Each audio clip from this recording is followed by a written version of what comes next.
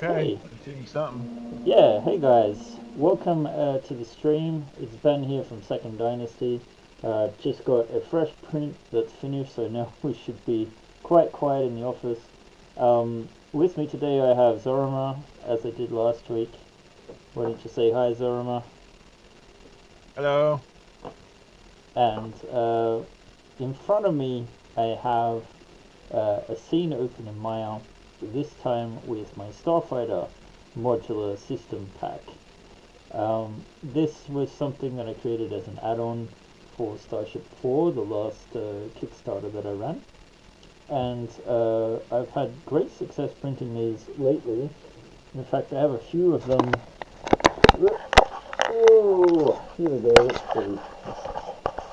We had the Chimera, that was the primary feature, this massive ship.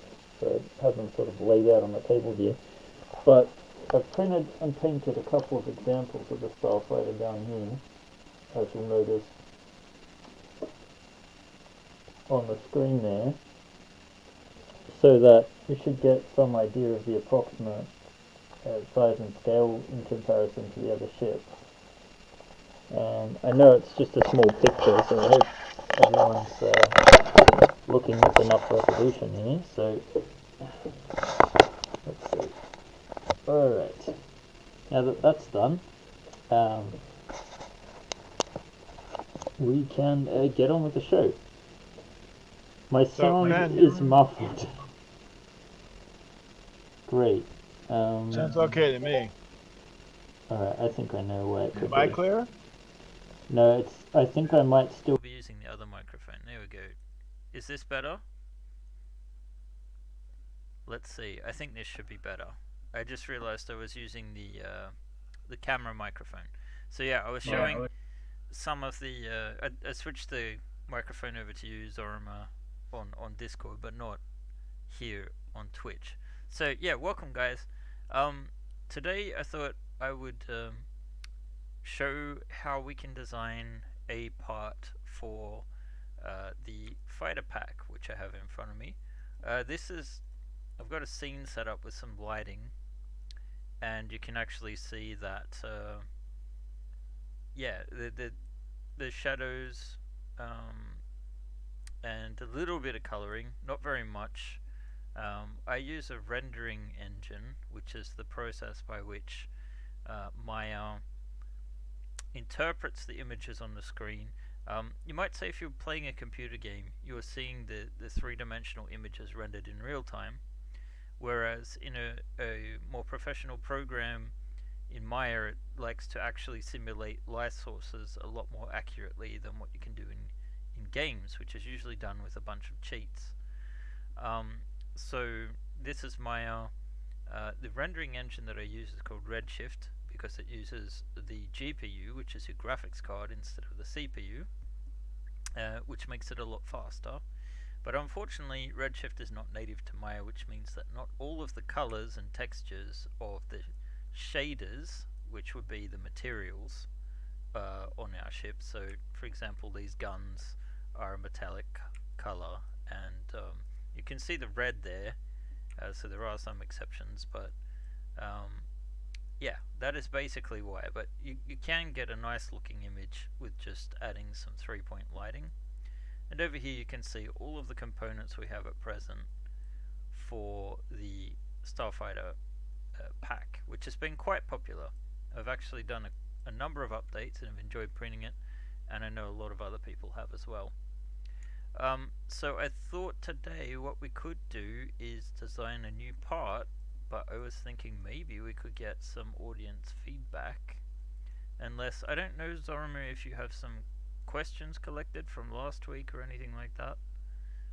No, nothing that we because we didn't publish an idea yet. We haven't got feedback on any new ideas for what they wanted to do yet for episodes. So I figured we'd run this episode this week and just go over the process of your normal workflow of how things happen and how we design parts. Yeah, exactly. Well, we only have a few people in the chat at the moment, so White Ink, it's basically you and us at the moment. Or maybe Zoroma, maybe you have a an example you'd like me to model. Well, I know one of the ones that people always talk about is some kind of like sensor pack thing. So, what about like a Raptor like add-on of some sort to one of the fighters? A Raptor-like add-on, as Yeah, in. like the Raptors from the Cylon, Battlestar Galactica. They have those little Raptor ships that have the jump capability that for small fighters that they're kind of the heavies that go along with the colonial ship, like you have there. You A mean Raptor plug-in maybe that to add an extended sensor pack to that thing. okay? So we're talking about the Raptor. Um, but are you talking about the actual hull? Because that's something that's good. I'd like to model No, no, something. no, no, no. I wasn't thinking whole. I was just thinking of like you take the guns off and put on something like an extended sensor setup or something. I don't. You're the artist. I just come up with ideas. Yeah. Well, to have the sensors, what we would need is some kind of. Let's see if I can find an image of a colonial raptor. So they have. We got three lurkers in here now. Anybody call off people? Let us know when. It's all good. But yeah, if you guys have ideas for components for the starfighters that you'd like me to model, we'll just give it a couple of minutes. Otherwise, we'll go off Zorima's suggestion. Uh, let's see. I'm looking at the Raptor, and You yeah. got lots of guns, so something different than guns. That's all. You get missile maybe. Well, we do have some missiles on the wings here that actually attach and detach. They were a real pain in the butt to model so that they worked effectively. Um, they're a bit fiddly. Whenever you get down to this kind of detail level, you're asking a lot of your printer, and so some parts are going to be much more effective in FDM printers. Sorry, in SLA printers than what they would be with FDM when it comes to some of these smaller parts, particularly the missiles. Um, but yeah, okay. So let's see. There's no more suggestions in the chat. So sensor pods. Okay. Um, I'm looking at a couple of images of a raptor. Oops. So if I've just show the page here that I'm looking at, you can see a couple of these are just off Google. Quite a lot of armaments on some of them, but I assume it's something more like this one, where there is like a sensor pod here on the front. Um, Similarly, we have back on the scout ship something a sort of similar arrangement. Um, the question is how to make something that looks like it makes sense. Lego, lots of Lego variants apparently. Um, so it looks like they've got some kind of where did it go? There was a larger sort of one. They have these sort of pronged sections, and then they have this sensor pack here, and it's got some kind of visual sensor, some kind of dome. So it's more a case of wrong Maya copy. Sorry, I was reposting some of the old miniatures this morning. Um, so we have two hulls, two base hulls anyway, with four variants here, and they have a clip on the underside section, so that there's a clip housing under here. It's a little bit hard to make out, but you can just see the hole there. So that's one option for clipping things in. But we don't have the same options on this style of fighter. So you would either have to add it instead of one of the guns. It could be added to one of these slots underneath, where these weapons slot on. But we have to keep in mind then that the way we're going to connect it is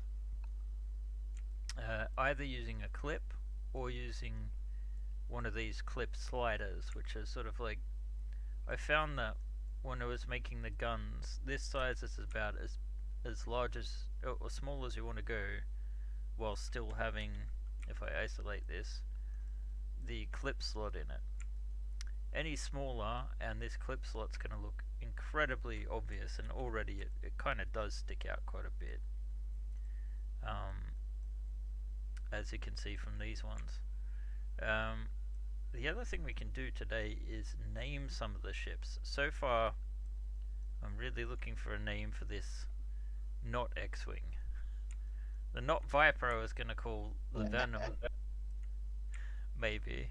And the this one was going for maybe the Arrow. This one was thinking the Stiletto. But maybe Bayonet because it's got the gun sticking out on the front, but it's not as cool of a name. Um, but yeah, if you have ideas for names or variants, go ahead and say them. But yeah, if we're using this underside slot there, we have width to consider. It has to come down a bit. If we're using a gun mounting on the side, well, that's something that could fit onto basically any version, so that might be a better option if that's what we're going for. The Starhound, the original name of the Viper. Hmm, perhaps. It's a little bit heavier armed than a normal Viper, but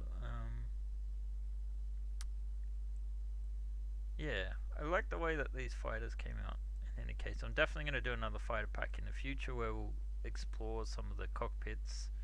I want to have more like Star Fury sort of configurations. Maybe the ability to make something a little bit larger, like a two-seater, or um, yeah, there's lots of options, and I think this has been really successful. Even just new guns and wings and things are gonna make a wide variety of things.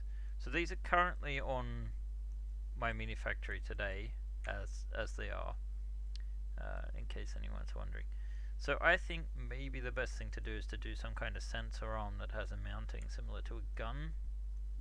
So I'm going to go grab um, maybe the base for one of these guns. Let's take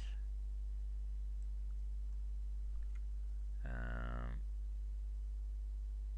nice Chewokes or 70. I'm not quite sure on the pronunciation there. But yeah, they are fun to print. They can just be a bit fiddly, so I've been doing them at 150 microns, which has been quite good. But you want to make sure your printer's nice and tuned for some of the smaller parts, especially these ones that slide onto this sort of half clip. So there's this rail around the edge there, and then on the underside of the clips they've just got this, that clip fits in here, and they're just sort of held in place by the tightness of the objects. You can sort of let's see, we can look at the underside of one of the fighters here. You can see it's got the guns, so they just slide off like so. Uh, so it prints up quite nice. So that's 150 microns there, 0.15 millimeters, and they just slide on nicely, and they stay in place pretty well. They don't fall off. Oh, the cockpits, by the way, do open and close. Someone was asking about that, so you can actually fit a miniature inside, and I've posed one, which is included with the pack. Yeah, we've got a cool posting for printing transparent windshields for a lot of these ships too. On the Discord, you can go to the Discord and like look it up. There's a channel there that walks you through how. That would be really interesting to see if anyone's had any luck doing these, because they are quite thin. So I don't know how much post they can take, but it sure would be interesting to have a crack at it. Anyway, I'm going to grab one of these just to get our base structure. I'm going to open up the grid, and I'm going to match to the grid. I'm just going to switch this to the Maya Classic now, so you can see what I'm doing in case you are interested in Maya or 3D modeling. So I've just made a copy using duplicate, which is Control D, and now I'm just going to ditch everything that I don't want on this thing. And really, it's the barrel.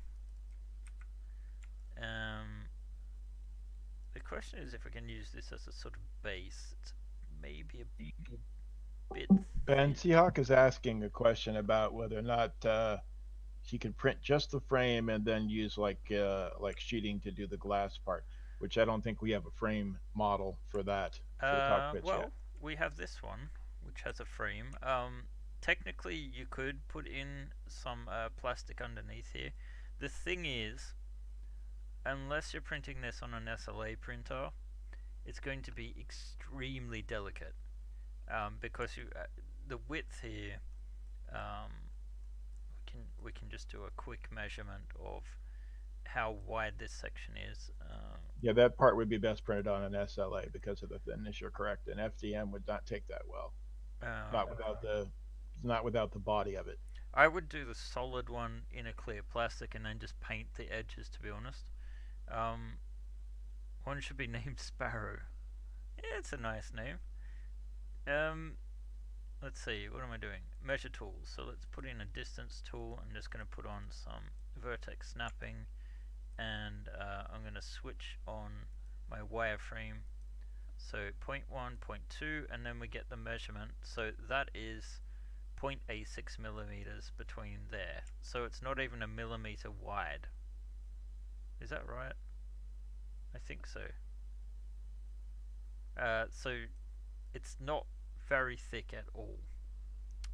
Um, Seahawk is saying he's printed the Chimera. Okay, yeah, oh, the Chimera. The Flash Forge Dreamer is quite big. These are really small in comparison. Can you show them the picture on your desk again with the two ships side by side? Yep. All right. Here is the Chimera, and there is one of the fighters there. We've got the scout ship, the not X-wing, and the not A-wing, I guess. Um, and of course the shuttle. So there's quite a size difference there. Um, but I do have a printed version of the Night Viper. Um, but yeah, they are micro in size. But they should technically be scaled for 28 millimeters. So if you want them to be a bit bigger, it's really easy to scale all this stuff up and just say do it at 110% or whatnot. Just scale up the clips, scale up everything else, and I mean it will scale very nicely. Because I've done that with my let's see, I have to go over here, but the microphone's with me. So here I have one of my first fighters. Yeah, the one called Space Fighter, which it does have a bit more articulation. This one's quite old, um, and this was actually printed on an SLA, I believe, or some kind of. It could have been a DLP, but whatever. Um, so it has these swing wings, um, and this is rather small. I call it a drone, but you could scale it up to like 150, 200%, and call it a space fighter. So, yes, it does look more like a drone. But even at that scale, you can have nice features like small turrets and that sort of thing. Um, so, unless Chalk is 70 has an idea for one of these parts, I guess we proceed to do a sensor. I think it's supposed to be Seahawk 'cause it's like football team. Oh, okay. Seahawk. Seahawks. Okay. Yes, I could not add much to that conversation. You'll notice here at the back it's all flat, and that's because when we print this part, it'll be printed on its side like this. Um, so all the weapons are like that, so we can get when you design for FDM, you need to think about where the loops are. and you've got high resolution in your X and your Y axes, but the Z is very pixelated. So, oh, well, there you go. Chris Hawks. That makes more sense than it's Hawks. Sorry about that. Um, so yeah, the if we're going to stick something on the top here, it needs to be supported. So if we're going to have like a some kind of sensor pack, like a I don't know a Drader's dish. I don't know if it's a good idea to call that. We probably just want a simple shape. And what I'm doing now, I've got to switch it over to there. Whoops, I've created that already, but I want to go to create polygon primitives and turn on interactive creation. So this is going to create like a dish. We probably don't want anything larger than this. The one on the Raptor wasn't very big. So this is just a basic shape. But if you come into the inputs here, you can change the number of axes. And I'm just dragging the middle mouse button here. I usually do either 32, 48, or 64. That'll make it feel reasonably round. Do we get a raptor? If there's anything more raptor-like, it's going to be the next one, where I'll have the pie fighter and the what was I saying? The star angry. So um, yeah, basically we're just trying to do a shorter session, because if I did a raptor lookalike, something that is a sort of a two-person thing, it's gonna take me maybe 2 days of work I'll or be right more. back. Sure. So right now I've moved this into place, locking it to the grid. But if we had this connected 100%, first of all, I think we've got to go in a little bit more, because this is actually sticking out and we need the clip to be there. And in fact, if we don't put it up just a little bit higher, we're going to have even more trouble. So what I'm going to actually do is come back to my inputs here, and I'm going to change the radius so it's not quite as wide. Let's try an 8. Okay, so that's not sticking out as much, but if we go back to our stiletto style one, the way that it's set up, it juts out to about, let's see, what is that? Around about the same as this sort of space there. So let's see, domes are good. As you can say that it's 360-degree sensor, or it can have an internal array to set the scan size. That sounds like someone knows more about radars than I do. But yeah, what we want to do is take this really basic shape, and we can either lift it up a little bit more. I'm just going to increase the size of my grid here.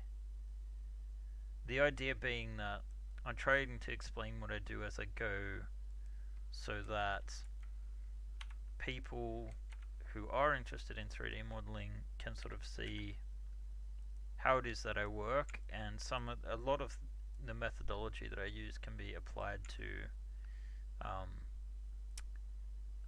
to any other 3D program. So at the moment we have like a scanner. It's probably still just slightly too large compared to the Raptor one. Where did our Raptor go? So it only has this small sort of scanner thing. Really, that looks like some kind of optical imaging thing.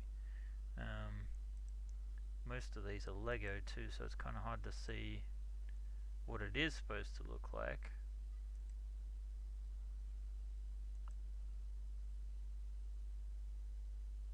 So that's like these sensors. Well, the Starship 4 campaign was when I was trying to watch your Twitch stream in Iraq over a really poor connection. Well, the time zone's probably a little bit better at least.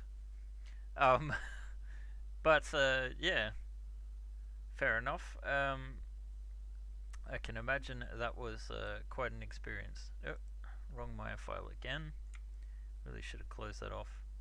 Um, so, which service were you in, Chris? Let's see. I'm going to take this down to maybe 7. Drop it down a tad. Still in the army. Alright. Fair enough. And I imagine the US Army? Maybe. Not necessarily.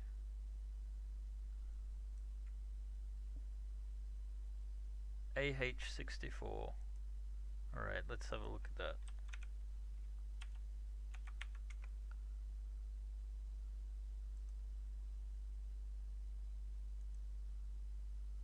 Yeah, that's much more nice.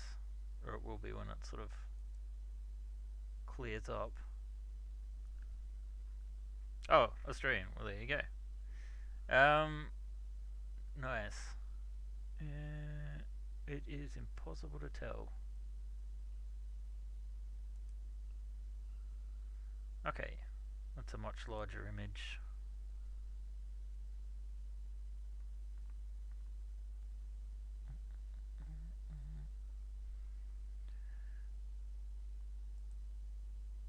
So, yeah, okay, it's got like what is that, like fold up underneath or something when it's not in use to sort of protect the sensors. Nifty. Um, so there's a couple of things, yeah, that I can enjoy inspiration from. So it has sort of like a couple of cylinders, and what I'm trying to do is think of how do we set this up so that it's gonna look good. So if I just make this sort of tic tac shaped, um,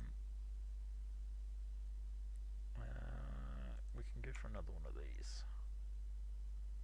Let's see. I'm gonna just do like. Why did it do that again? Maya is a fickle mistress. Maybe this sort of width. And then there's actually an extra feature here called round cap, which we can turn on. And right now it looks kind of whack, but if we switch this instead to subdivision caps to maybe 6, we get this nice rounded edge. Let's take this up in resolution to maybe 12. So this will be nice and rounded. Alright.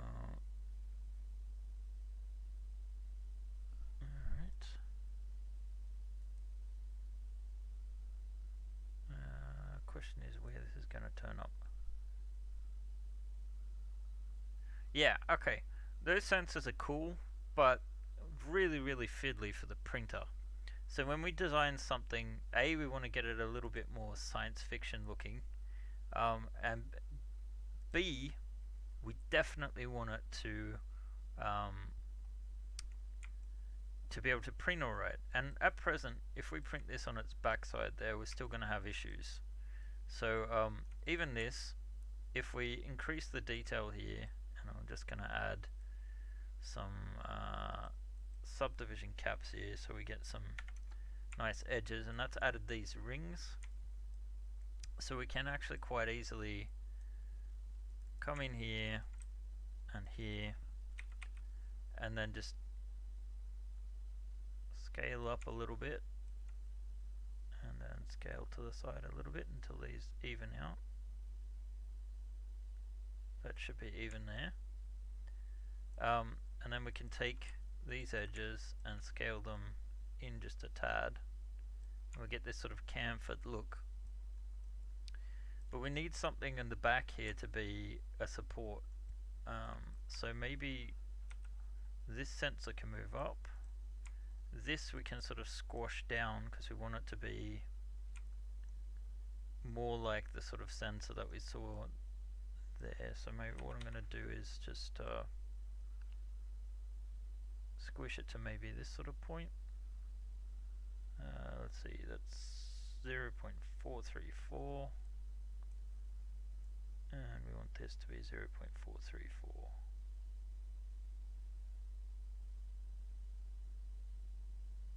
Yeah, keeps going past. There we go. It's a tiny number down in the corner that's actually underneath my image. So now we have this sort of barrel-shaped thing. I'm just going to rotate this 30 degrees and see what kind of sort of sensor constellation we can come up with. And I'm just going to go to my custom board here. Actually, I'll go to the modeling toolkit, and I'm going to do some multi-cuts here. And the idea being that we can sort of shrink these ones down.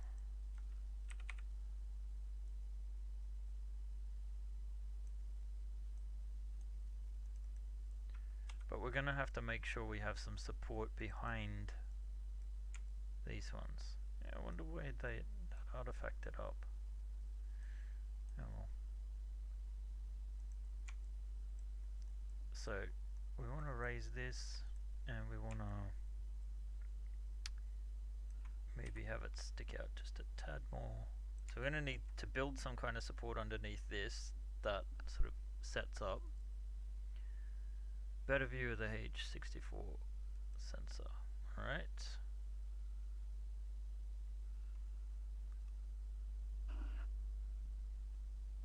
Nice.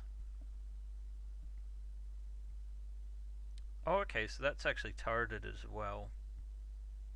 At this scale, we're not going to be able to get any turreting in.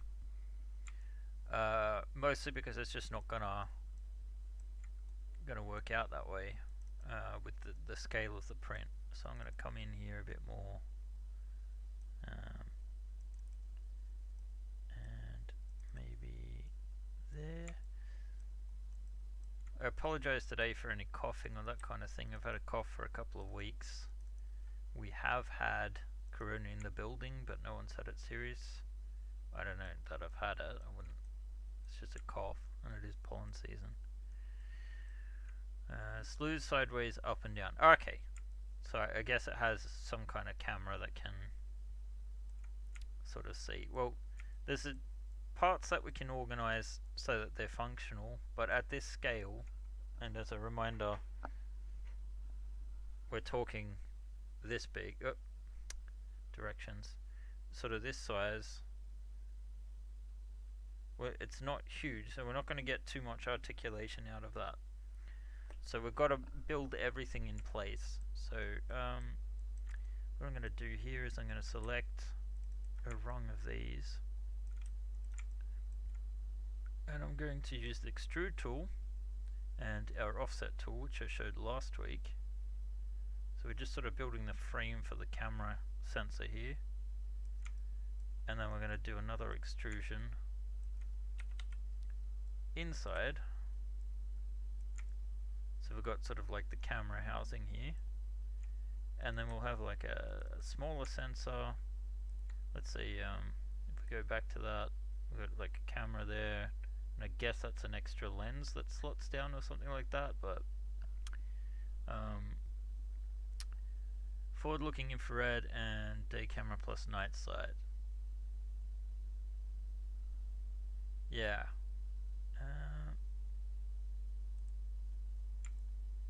So we want something circular to go in here. And I could accomplish this in a number of ways, but I'm just going to do the simplest possible one, and that's to create another one of these. And there are, let's see, I'm going to go for 32 because that's even overkill. I'm going to say 24 maybe.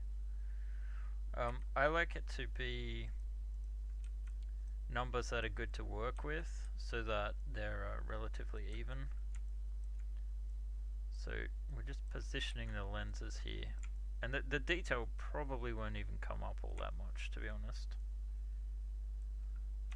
Okay, so we just want to get the grid a little bit more detailed, so I'm going to drop it up to 40 subdivisions, and that looks reasonably centered. And when I'm happy with the way this lens looks, and this isn't going to be an issue because if we're printing on the back here, we're actually going to get top detail here that's reasonable. Alright, welcome Kaloran. Here's my wife's jewel slash bling for things, for dresses, and that's not a bad idea, actually. Um, Back now. Welcome back. Uh, so I'm just going to add a rim to this camera lens. We're going to do that by doing an extrusion. I'm going to offset this maybe 0.3, and then I'm going to translate it 0.3 so we get the width back. Um, and that way we're getting a reasonable. It's easy to select these outside rings by just left clicking, holding in shift, and then double clicking the next one. But if I do that here, it can't find its way around, and that's because it's looking for a quad path. I explained this in the last video a bit. But there is a trick if you want to get this. You can either select this ring around there, or select one, and then you hold shift and then greater than, and then just shift deselect those ones. So I'm going to go here and offset this inwards, maybe to there. It's overkill, but we are talking about print here, so you don't get that many details. And I'm just going to go in a tad there. And we want a nice smooth ring for render, so I'm just going to smooth those. And then once we have this base shape, we have issues of connecting things. Now there is a tool in Maya, it's called Boolean, and I like to avoid using it as much as possible, but this is how it works. You select the first object, select the second, go mesh, booleans, and then here we want a union. And what that will do is, if we look at the wireframe, it's deleted the back side of the faces here. But in the last session we also talked about n-gons and how we don't want them. So I'm going to go back before the boolean. I'm going to stick in an edge there, and we could maybe center this a little bit, and I'm going to use a vertex snap to snap it to the middle there. Now what I'm going to do instead is look at this object, make sure only that's selected, and I'm going to select these back faces that I don't want. There's the edge there, and now we can just double click that, and I'm going to select these. So there we go. Now this is fitting nicely over the top. Now we could close it off and it would print, but we want to make the best kind of model possible, so I'm going to actually take all of these polygons behind it and I'm going to delete them, and then what I'm going to do is mesh, combine, and I'm going to select these vertices and merge them.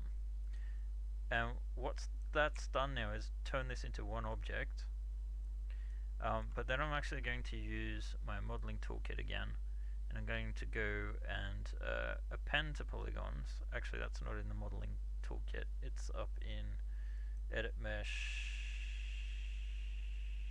edit mesh, append to polygons. Yeah, it was in here somewhere, I think. No, mesh tools. Mesh tools, append to polygon. There we go. And this lets you manually create faces.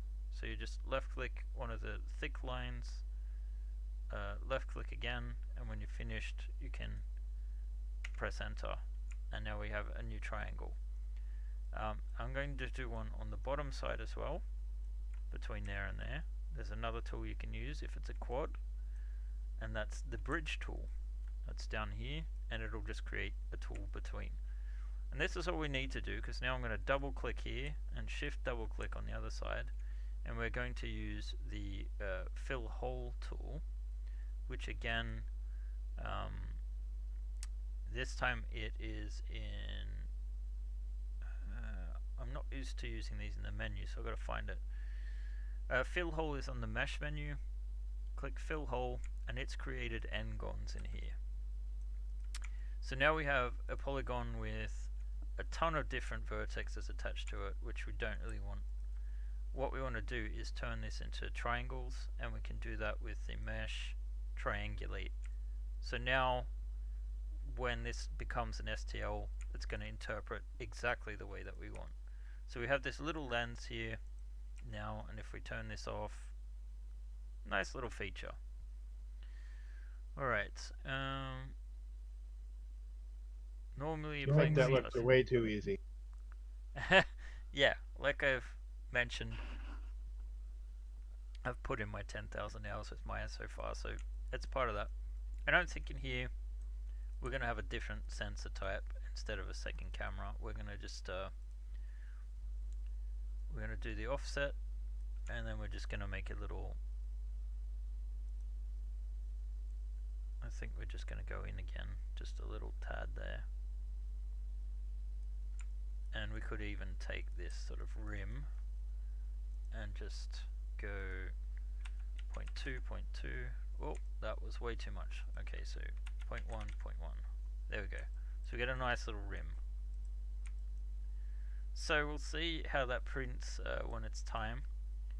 And then maybe we need some kind of offset antenna or something, because if we're looking back at um, the Raptor, oh, where did we go? Back. It has these sort of prongs, and there's a couple of versions with like these sorts of sensors as well. So maybe there's something in that we can sort of take inspiration from a few different places. You could angle the rectangular sensor a little, as the sensors often have an angle to avoid interference from exterior glass refraction. I wonder how much of an issue that is in a vacuum. But we could just, I think, angle this here just a tad, since you seem to have a lot more experience with sensors than I do, and practical experience as well. And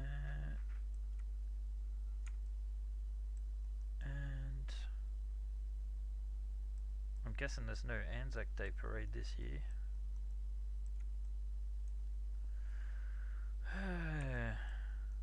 It's almost the 26th, I realised. Creeps up on you. For those that aren't Australian, like Chris in the chat there, we celebrate we have a Veterans Day, but we also have Anzac Day, which celebrates the soldiers of the First World War. We became independent from Great Britain in 1901, but we often say that Australia was forged as a nation on the battlefields of Gallipoli in 1915. No Anzac Day parades. Lining the driveways to light it up. Oh, nice. I'm sure there'll be a good turnout for that. That also explains what my brother was on about. So, like I said, we need to be able to support these sections, and I want to just double check and see, because it would be cool if this would work at the front. So we have clearance to about halfway there, and it can stick out a bit. So let's get back in front of this thing. So we want to lift this up. Whoops, got the wrong snap on. Just to give it a bit of clearance, because the back, if we don't change it, it should fit. Hey Ben, do you have that fighter link set up live? Because it doesn't look like it's live right now. I'm looking on my mini factory is what I'm talking about because I don't see the shift here under your account. Weird that it doesn't turn up, but the fact that it has, if you can follow the link to it, it should work. Well, it came up dead link when I tried it. That's why I was checking. Eh. Well, we'll get a live link and have it put in here. I'll take care of it. Someone asked about it, and I was getting ready to link it, and I'm like, wait a minute, what's going Yeah, I'll check and see if there's like a second. on? Sorry, don't break your line of thought. Go ahead. Yep. You can just check my page. It should be live. should be shared to both, but you Right. know. I got something. I got something. Okay. All right. You got something, and I'll get back to my train of thought. So Sorry. yeah, yes. I thought you were saying something else there. Anyway, I'm gonna just move this down a tad closer. We don't want them to connect 100%, but maybe we'll make something to bridge in between here. Um, and let's see. I just want to check out that sensor again. So this is some kind of radar, the angled one you were mentioning. I take it. So we could do something similar on that side, um, just to make it more interesting. So let's offset this maybe to there. That should be about the same width, and we can just flatten this again, but draw it inwards and angle it. Although I guess the downside of that is then you're not getting, the sensor's going to pick up the walls there and be very narrow, whereas we're in a vacuum in space. Let's go back here and then maybe extrude it out again. Come in just a tad. Sometimes this messes up, as you see here, where objects have gone inside each other. But we can address this by just going into the vertexes, and we might actually just merge them all together here. So I'm going to go into vertex mode.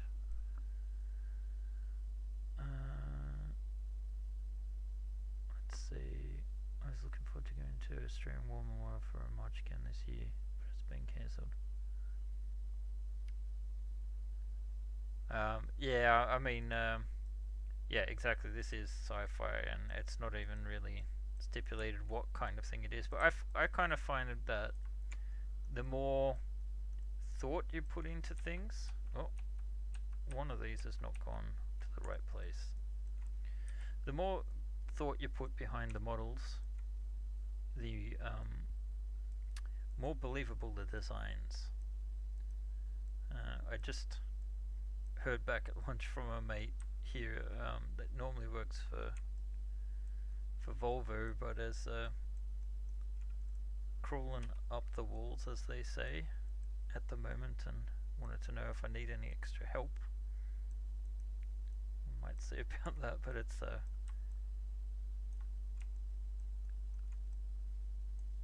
there are certainly ships to design.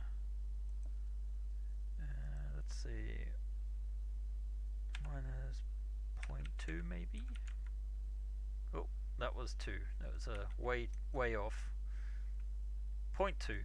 Come on, Ben, wake up. There we go. So we've got some kind of sensor here, and you know what? This is almost a pattern here, so we could actually we'll grab all of these, and we're gonna, this thing keep faces together. If we turn it off, it's going to take all these offsets and make them unique, so that they're not stuck together. Space Volvos. Is Starship 5 still going to be Rocinante inspired? It absolutely is. It's a tower ship. We showed it briefly last week.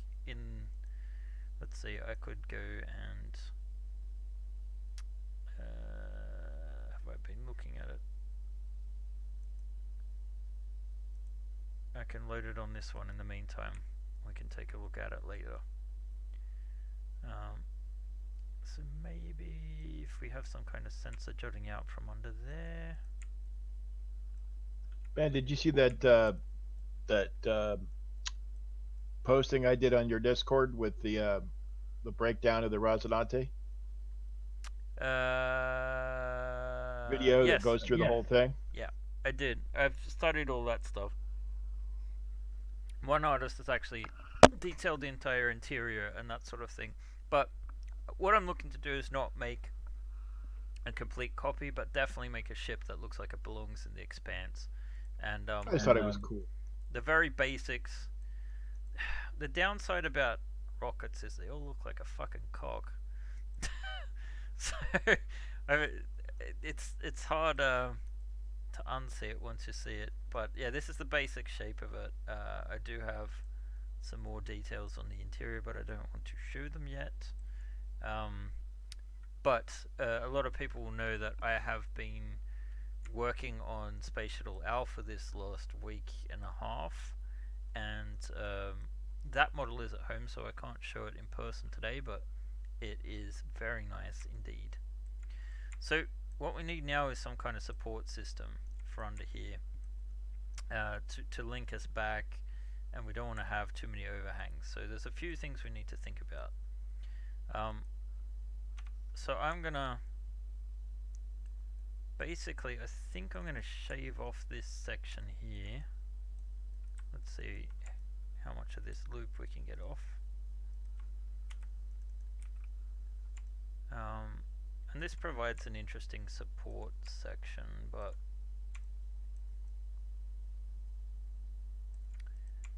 what we want to do is basically have it so that we need to support this section, or cradle it rather. So I'm gonna go back into this mode, and I'm gonna select maybe these sections will be adequate. Actually, I'm gonna go back here first. I reckon from about there up to about shit there.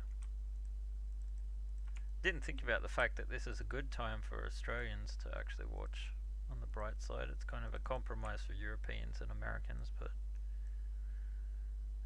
such is the nature of having backers from all around the world.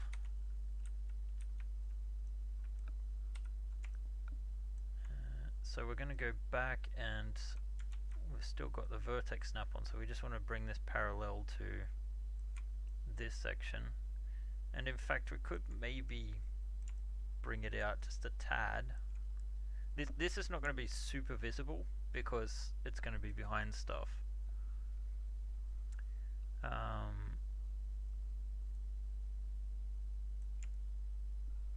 Alright, yeah, you're in Canberra. Blake Tech. I flew over that a couple of weeks back. I got out of Australia like literally the day after they closed the day before they closed the borders. It was a bit nerve wracking. But I did go to visit my brother in Melbourne, and the one thing I couldn't get over flying over Canberra was how much it's grown. It's insane. Um, at least since I was a kid. So okay, now we want to take out the back side of this. So I'm just going to select these two rows, and we're going to use the shift greater than symbol trick to get that out. Now what we want to start doing is bridging between these sections. So I'm going to maybe go for this. Okay, it's got a split down the middle, so what we might do is add a split here. So we want our multi-cut, control shift to get it exactly down the middle, and then I'm going to start bridging the gap here using our bridge tool. Same in Brisbane. Oh, the time, yeah. Well, I mean, it's all East Coast time, right? Oh wait, no, Brisbane has funny times because of daylight savings, right?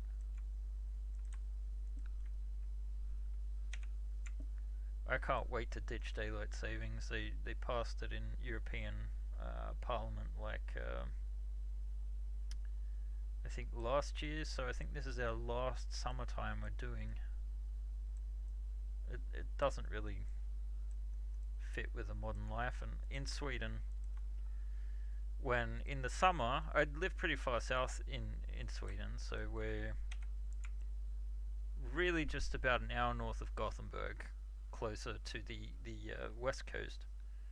Um, but in the summer, even here, like the sun is up until like 10:30 at night, and then we have like a twilight pretty much the entire night, and the sun comes back up again at like 2:30, 3 o'clock. So daylight savings, it seems a little bit ridiculous, to be honest. Um, I think it was for farming or some such nonsense, but well, it wasn't nonsense then, but obviously our society's changed considerably in the time since. Let's see, I kind of want to change the lines here just to have it sort of see like makes it into more of a frame. I'm just going to manually add that in.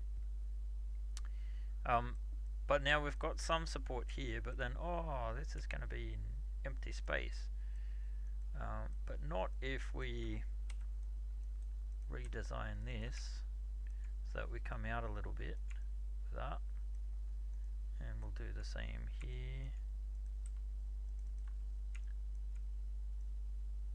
Again, I'm taking a bit longer than I was hoping to today, but you know, actually, really, there's not much I can do in half an hour. So I'm going to straighten these out, and a nice trick for that is to get up in the corner where you want your flat section to be, and scale it. There we go. I'm going to do the same over here. I hope for winter time in Europe. Yeah, I think that's what we're going to stay on. Why did I move to Sweden? My wife is from here, and I'm from Wollongong. We spent a year living in Sweden, and we spent a year living in Australia. Back at the turn of the century now. I've been here quite a while. Um, and yeah, I just you know what? We decided we'd settle in Sweden for a couple of years, and I thought honestly we'd be here about 2 years, and that was 17 years ago. So um, it's more a case of I got to a point where I had to change my entire life. I had to learn Swedish. It's a lot of investment to just come back to Australia a couple of years later and forget it all. So I, to be perfectly honest, I enjoy things here, and yeah, the I mean, there's always shenanigans in politics, but not having arguments about um, any of the stuff that's meaningful for me. Not trying to debate people about whether or not climate change is happening, and not having to do anything like that. We just approach things as if it is happening, and because it's one of those scenarios. It's like wherever you are on the fence is, if you're wrong, the world's fucked. So better to try and tackle this sort of thing. So, or at least that's the way I see it. Plus, I tend to trust scientists over self-educated people. Anyway, that's a bit of a rant. So the idea is we're going to have to support under here. This is what we're building towards, and I need to go maybe all the way down to here. And what I'm going to do is extrude this out to maybe there. I'm going to flatten it, and then I'm going to actually scale it a little bit. Ah, shit. Actually, it's better to get the same on this side as well. Alright. You have done well to keep your accent for 17 years. Well, I was just in Australia. And maybe I'm subconsciously using a little bit more Australian English today, partially because Zorima and I were talking about it earlier in chat, and partially because I know at least two of you in the chat are from Australia, so maybe it's natural. But yeah, spending time around my brother's ditches what my accent becomes after because I only go home every 2 or 3 years. It tends to get a little bit more British because some of my friends are Poms.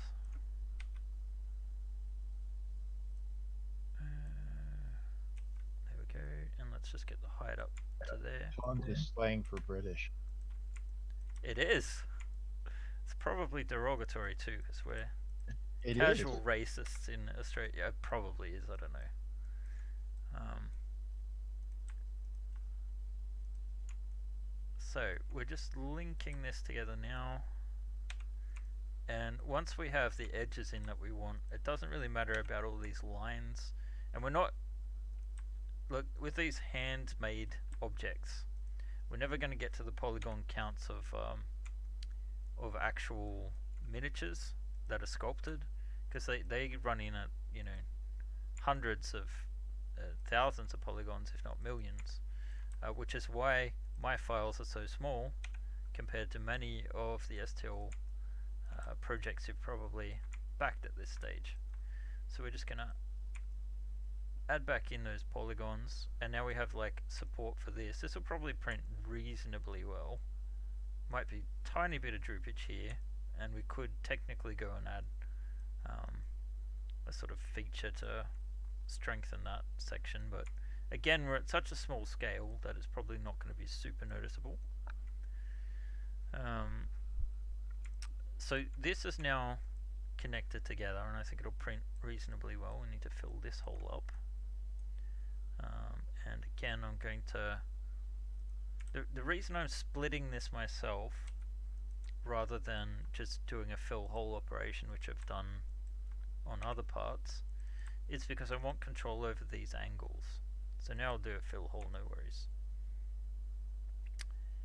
And again, this is going to print, like, if you imagine we rotate it 90 degrees to the left, it's going to print out sort of standing, which is why we needed these supports in there. Now, the second thing is, A, this isn't attached to this yet, and B, we don't have any support here. So I'm probably going to ditch this sort of hole and instead expand out to there, just at the base. But before I do that, I'm going to take maybe there to there, and I'm just going to do an extrusion. Now, these polygons are actually going to touch each other, which normally wouldn't be a great thing, but as long as it's closed off and the vertexes aren't really on top of each other, you're fairly safe with that. Any chance you could do some containers, cargo boxes that you can remove the lids from so you can place items inside for wargaming? Makes it easy to hide rewards / treasure on the map when playing. Well, we could certainly modify some of the existing ones. That's a cool idea. That might be an idea for next week, actually. Yeah, I'll put it on the list. Yeah, because that is something that we could do in a reasonably short amount of time. So now I'm just going to connect that to that, basically. So we're going to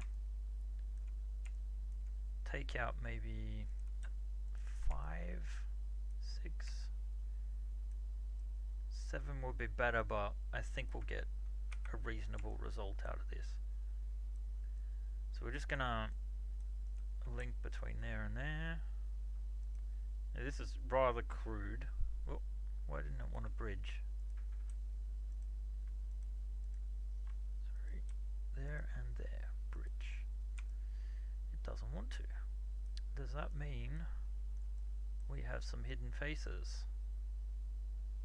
Okay, oh, I know why. It's a separate object. So if we select it and go mesh, combine, we select these edges again and do our bridge, and it works flawlessly. And we'll do the same over here. This is pretty flat, so we're just gonna double click to select the bottom there. Let's see, what is it? Pulsifer, it's some kind of sensor array. We were talking about looking at the front of these helicopter sensors, and / all the sensors on the front of a Raptor. And so the idea is that this is a sort of turret piece that you're going to stick in lieu of either this gun or on one of the sides or wherever you want to connect them, really. So let's see. We're almost done. I'm kind of liking the look of this thing. It's interesting. It'll be interesting to see how it prints. We might want to just add a tiny little bit of detail here. I'm going to stick in another sort of hole here, and if we just take this ring and yeah, maybe this one as well, and we'll do an extrusion, offset it so it's smaller. Maybe 0.5 is fine. And then we're going to translate 0.5 downwards, I was thinking. So we've got this sort of like pattern, and that's going to print alright. And that's what we've got to think of too. That the question is if we want to come up again, just a tad. Maybe 0.2 and 0.2.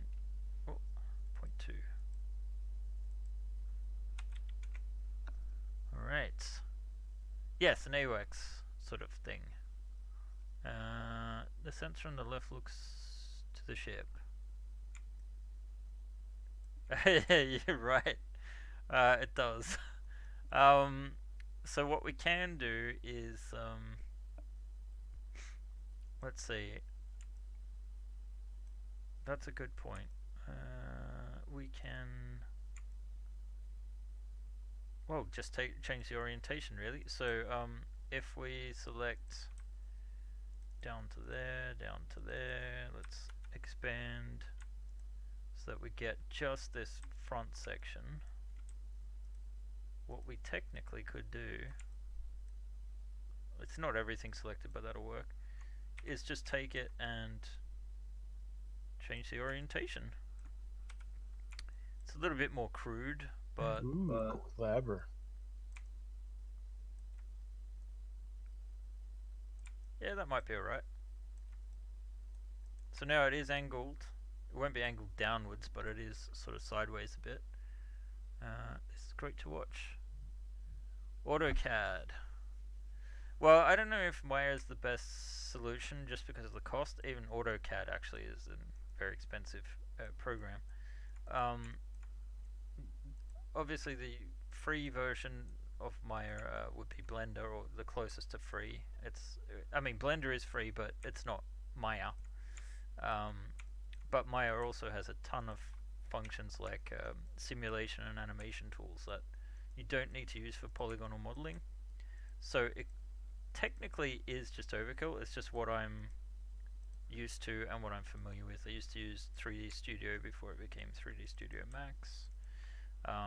And I remember it being a real pain to switch to Maya, so I've kind of resisted switching to Blender, even though it would save my business 20,000 crowns a year. So, I mean, it is a good, solid program, but it suffers a little bit from the monopoly. In the US, in Australia, they do have Maya Indies. So if you've got a business that's making less than 100,000 US dollars a year, you can get it for about a tenth of the price. Thanks to you guys, I'd probably just struggle with that from last year, but I don't know. I'm a one-man show for the most part. Um, of course, uh, next in the future, we're definitely looking into doing some more teamwork-based stuff with like some miniatures. What I'm thinking for the year is that I'll probably see the ideal time, assuming everything normalizes again, because Corona, I don't know what impact it's going to have on my business yet, because my wonderful backers are from all over the world, but 65% of them are from the United States, and then I have a significant amount of Canadians and Australians and Brits as well as Germans, French, New Zealanders, a couple other European countries. So it all depends how the next Kickstarter goes, really, to see what the response has been. From other people in the industry, there's been mixed reactions. Uh, some people are happy to have a project to help distract with things. Other people, they can't even spare 25 or 30 bucks for this sort of stuff, let alone 50 or 100, and that's very understandable considering what's going on. But I've discovered in past years that the optimal times for me to be putting out campaigns are really somewhere at the start of the year, like February, March, and then uh, like September, October, before people sort of get into the holiday season in the US, where they have Thanksgiving to worry about as well, which accrues the cost of going home to your family and all of that. Um, so it really remains to be seen. But what I'm thinking is we do Starship 5 now at the end of May, June. Um, could be early June at this stage because I am lagging a bit. Um, and then doing a miniatures cooperative thing. So a lot of people know that um, the there are a ton of science fiction miniatures that aren't like 40k. There are some Starfighter miniatures now, um, but I sort of came into the science fiction side of things through Traveller and Star Wars. Star Wars I don't really want to touch too much. I think the ships, that's one thing. The miniatures, it's getting a little bit too close to home maybe. So I'm just going to change the shader here so it uses the same one. And let's turn this off and stick the lighting back on so we can sort of get an idea of what this piece looks like.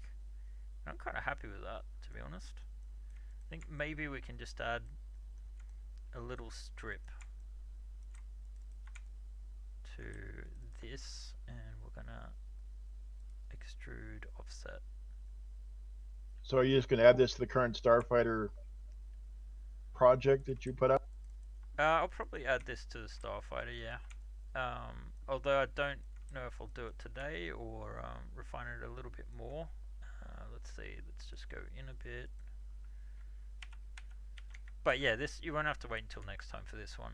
I do have some updates I'm doing later today because I want the let's see, and let's do that, and there we go. Although that kind of, I don't know, it looks more like a car component instead. Should we go back to the smoother finish on that? Um, I mean, resin, you'd be surprised what you can do with an FDM printer that's fine tuned. It's more a case of fine tuning it. Um, but yeah, obviously resin is better. I have two resin printers to be honest, but I've not touched them because I really am very turned off by the chemicals, and I would rather have someone else get into it. To be honest, but see. So guys, can we get a little bit of a vote on what to do about that side rim? Should we keep it as is? Maybe we should look and see what it looks like when it's on the ship. So let's What do you want them to vote for, Ben? One for smooth, two for rough. yeah, let's go for that. Just write one smooth. Everybody, if you get a chance, hit one for smooth if you think it should be smooth, two for rough if you think it should be. Alright, and to clarify, we're talking about these bumps around the side there. Right now I'm just going to test sticking it into place. I'm going to turn off the lighting so I can easily see. I'm going to switch back. Easily see. 50-50, it looks like. Yeah. Well, if it is a completely even split, I'm going to have to go with Chris Hawkes because of his familiarity with military sensors. Um, let's see. Let's just connect. Actually, that would be the this corner, and then we want to rotate it 180 Yeah, it looks degrees. kind of like an sensor pod from the Apache. I think that's what he was going for. Yeah, that's still a little bit rotated there. So it would be a bit different. I don't know. Does it still need? Does it need an antenna as well? We could have an antenna coming out of there. No, no, no. It looks fine. It's That's an optical, camera. That's what you would put on them. Yeah. One of each. I think this is well. You know, to be perfectly honest, that is not a huge difference. So there is no good reason for me not to just do one of each. Whoa, why did that not work? Let's see if I just go back to these and go to 0 and then go back to 0 Yeah. If you need help tuning your FDM printer, we help people do that too. If you need a little help, I help people do that all the time. That is correct. Zorima is extremely good at that. Let's see. I spent inordinate amounts of time helping people get their prints right.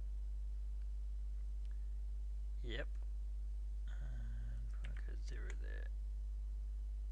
And we want to go. Ask Polzner. I spent a lot of hours with him. I can imagine. But then, he has great pictures. So, can't complain there. It's working. Alright, the polygons are still there, but you got the smoother finish. If we really wanted to, we could delete those by essentially going in and manually doing it. Or actually, the easier way to do it is select all of these in the middle, extend that there, and just manually select that. And then, oh, why is that not selecting around the outside? I was wondering if that was going to happen. There, that worked. If we take these off, remember our good old fashioned bridge tool? There we go. Nice and closed off. Let's just merge these vertices in case and delete the history. The history, basically, the difference between delete history is all of these actions, you can go back and fine tune them, but most of them actually fuck each other up. So, um, and most of the time I'm just doing shortcuts of Control X and Control Y to go back and forth, so it's no biggie. That's another thing too. If you guys have any input on, uh, I don't know, aliens or spacesuits or power suits or stuff like that, probably some ideas on that. If you want to post some things in some of the channels on the Discord, I think that some of that stuff might come up in the future. So for idea designs, Oh, Blake Tech, you it's a have a ways fun. off, but it still might be something. Yes, it is a ways off. I like to. That reminds me, I need to get out the questionnaire for uh, components for the Northenante. But there we have it. We have two. Coffee machine. Sorry. You got to have a coffee machine on the Rosinante. Oh, it's already made. One of the first things my intern did when I was getting them started is look at the kitchenette of the Rocinante. So there is definitely pieces made that have both the circular plant things and coffee machines. So, um, gotta be a tea machine, not a nut. Yeah, that could be a way to go, or just to like mix up the gin and tonic or something like that to really go out there, or not have a bar. All right, so we have these sensor packs. I'll update the pack either later today or over the weekend, so it's included. I'll also today we are definitely releasing the interior parts to the shuttle. I'm extremely pleased with how that all worked out. Let me see if I can open that in the meantime, let's see. It's a mess in here, but we can see an office water fountain, or just a water cooler. So just one final tour, because we'll wrap up now. We've actually gone over 20 minutes, and I do have to work. Although this is work. Uh, so the new parts are in place. A few changes. These chairs are the same, but this is now a single piece so that it'll snap together better.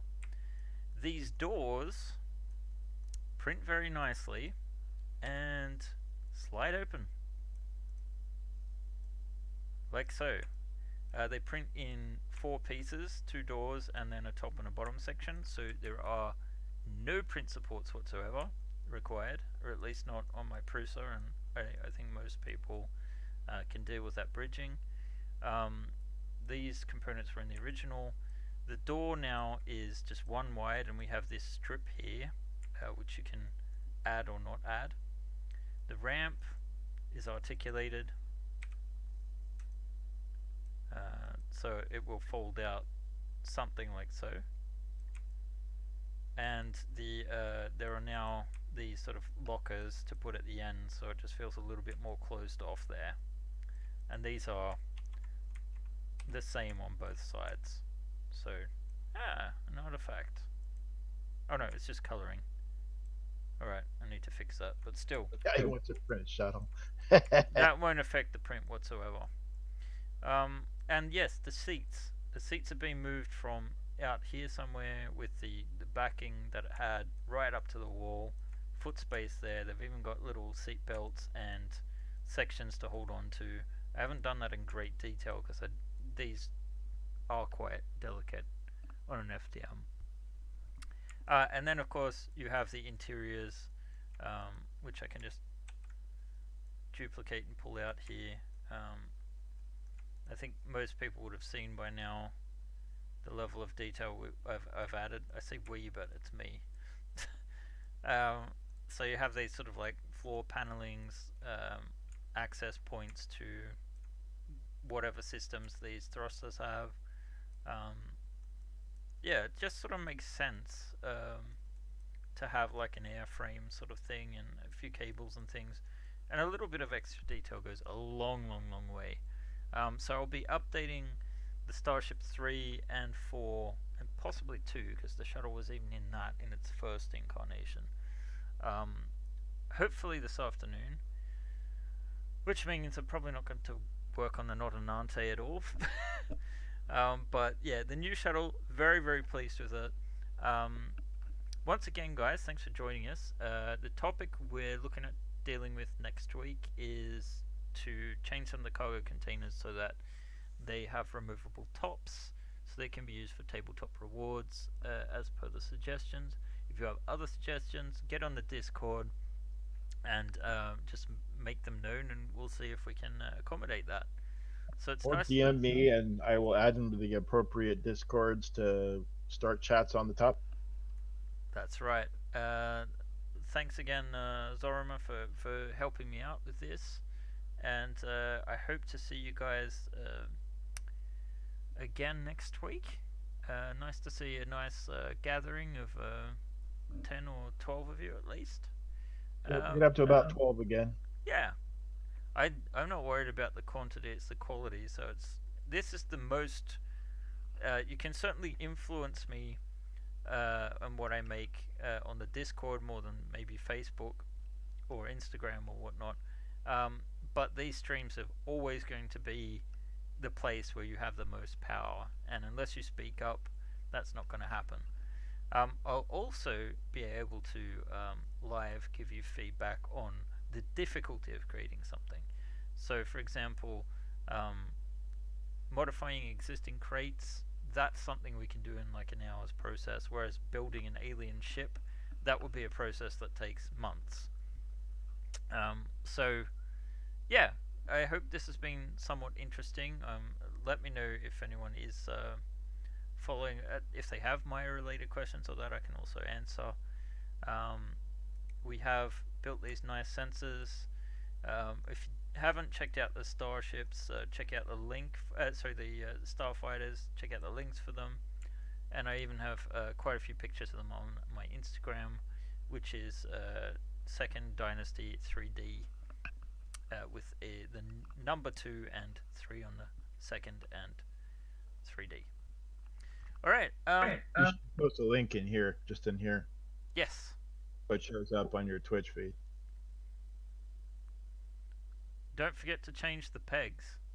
Oh, the pegs, mate. The pegs are already changed. I did them this morning. Um. So yeah, that's going to be in the update this afternoon, with the shuttle and the interior parts. I forgot to mention that. So yes, there is. I have thickened the pegs now, so we can take a quick look on the inside. You can see they fit much more snugly now. There's probably only a much shorter distance between them. I know this is a little bit hard for you guys to see, um, because it's in wireframe, but yeah, it should be a snugger fit, so you won't have to fill those holes with paint. Alright, um, let's leave it at that. Thanks for joining us, guys. I'll see you next week. Bye.